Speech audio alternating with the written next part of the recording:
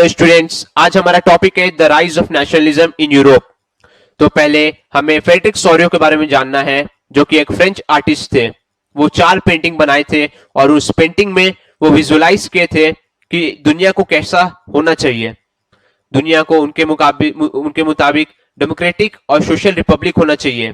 पहला पेंटिंग में वो पीपल को दिखाए थे of Europe and America, main and women of all ages and social classes, जो कि एक लॉन्ग ट्रेन में मतलब कि मार्च कर रहे थे, चल रहे थे और ऑफर कर रहे थे tribute to the Statue of Liberty जैसे वो चलते जा रहे थे। फिर वो रिकॉल करते हैं कि फ्रेंच रिवॉल्यूशन के टाइम में एक फीमेल फिगर को वो पर्सनिफाई करते हैं। जैसे इंडिया में हम भारत माता को पर्सनिफाई करते हैं, वैसे ही वहां फ्रेंच रिवॉल्यूशन के टाइम पे भी एक पर्सनिफिकेशन दिया गया था एज एक फीमेल फिगर को। वहां पे वो रिकॉग्नाइज करते हैं कि female figure the torch of enlightenment वो एक हाथ में है पकड़ी है और एक और हाथ में उनके पास मनुष्य के राइट्स है। फिर नीचे में जो शैटर्ड इमेजेस है, जो रिमेन्स है, वो एब्सोल्यूट इंस्टीट्यूशंस को दिखाते हैं। वो एब्सोल्यूट गवर्नमेंट एक ऐसा गवर्नमेंट होता है जिस पर कोई पावर का रोक नहीं होता है, वो कोई कॉन्स्टिट्यूशन के अंदर काम नहीं करता है। वो गवर्नमेंट सेंट्रलाइज्ड होता है और उसके पास मिलिट्री पावर पूरी होती है।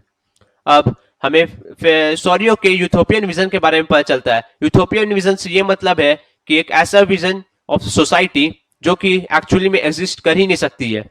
तो उसका यूथोपियन विजन ये था कि यूनाइटेड स्टेट्स और स्विट्जरलैंड स्टैच्यू ऑफ लिबर्टी को पार कर ऑलरेडी नेशन स्टेट्स बन चुके थे और फ्रांस वहां पे जस्ट पहुंचा था, मतलब वो नेशन स्टेट बनने वाला था।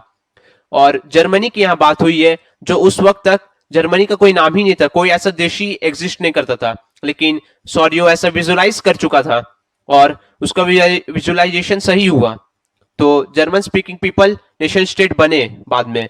और फिर following the German people are the people of Austria, the kingdom of Two Sicilies, Lombardy, Poland, England, Ireland, Hungary and Russia. From the heavens above Christ, saints and angel gaze upon the scene. तो ऐसा उसमें visualise हुआ कि भगवान कृष्ण और cents angels वहां ऊपर से ये सीन को देख रहे हैं। ये सिंबलाइज करता था fraternity among the Nations of the world. तो यहाँ पे हमें नेशन स्टेट के कंसेप्ट को बताया गया है। नेशन स्टेट क्या होता है, ये बहुत जरूरी है एग्जामिनेशन पॉइंट ऑफ व्यू। तो आइए हम बताते हैं कि क्या है नेशन स्टेट। नेशन स्टेट का ये मतलब है कि citizens of a nation enjoy a sense of collecting belongingness and common identity। ये आपको याद रखना बहुत जरूरी है कि common identity, common culture, common history, ये सब हो। इट इज इन्वॉल्व फ्रॉम इधर common history and identity, struggles, descent और एक्शन ऑफ लीडर। यहाँ पे अर्नेस्ट रेनान ने बताया है what is a nation state. तो ये एक बार आप पढ़ ले और जितने भी वर्ड है जैसे कि प्लेबिसाइट, ये सब भी पढ़ ले क्योंकि ये 1 मार्क्स के लिए इंपॉर्टेंट है आपका। फिर हमारा टॉपिक है the French revolution and the idea of the nation. French revolution के अंदर ही पहला एक्सप्रेशन आया था नेशनलिज्म का। तो इसके अंदर फ्रेंच रिवॉल्यूशन में पावर ट्रांसफर हो गया था सोवेरेनिटी से from the monarchy to a body of French citizens. मतलब कि जैसे राजा महाराजा थे, उनसे पावर लेकर कॉमन पीपल तक पावर को पहुंचा दिया गया था। तो फ्रेंच रिवॉल्यूशन के कारण क्या क्या चेंजेस आए, ये अब हम जानेंगे। France was under absolute monarchy in 1789. The revolution transferred the sovereignty from the monarchy to the French people. ये ऐसे मैंने बताया। और फिर ideas of law patrie and le citoyen adopted. law patrie मतलब the fatherhood और le citoyen मतलब the citizen। फिर नया फ्लैग आ चुका था, the tricolor adopted replacing the royal standard। फिर स्टेट जनरल्स इलेक्शन होने लगा और सिटीजन्स रीनेम कर दिए द नेशनल असेंबली को और एक सेंट्रलाइज्ड पॉलिटिकल सिस्टम स्टैब्लिश हो गया। इंटरनल जितने भी कस्टम ड्यूटीज थे सब एबॉलिश हो गए और यूनिफॉर्म वेट्स और मेजर्स अडॉप्ट हो गए। French became the language of the nation और French armies moved into Holland, Belgium, Switzerland and Italy in the 1790s with a promise of the liberating the people from their despotic rulers। फिर France का राजा Napoleon बन गया। Napoleon France में 1799 से 1815 तक rule किया।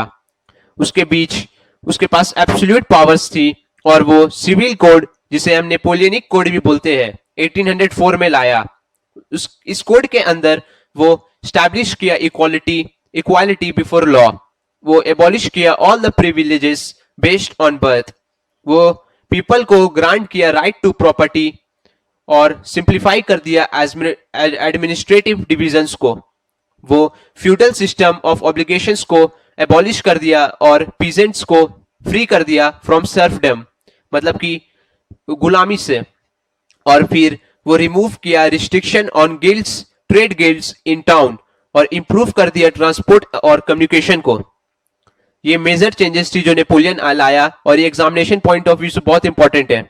जो लोग नेपोलियन से खुश थे, बाद में वो लोग उसका विरोध करने लग गए, और वो कारण जिसके चलते वो विरोध कर रहे थे वो थे नेपोलियन का टैक्स बढ़ा देना और सेंसरशिप को लाना, जिसके कारण लोग उसके अथॉरिटी के खिलाफ कुछ भी प्रिंट मीडिया और बुक्स में लिख नहीं पा रहे थे।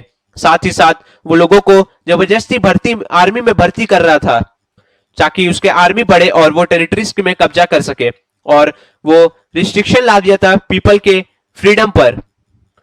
फिर पीपल को रियलाइज होने लग गया कि उनके एडमिनिस्ट्रेटिव जो चेंजेस आए हैं वो पॉलिटिकल फ्रीडम के साथ ही साथ नहीं चल रहे, उनका पॉलिटिकल फ्रीडम छीन लिया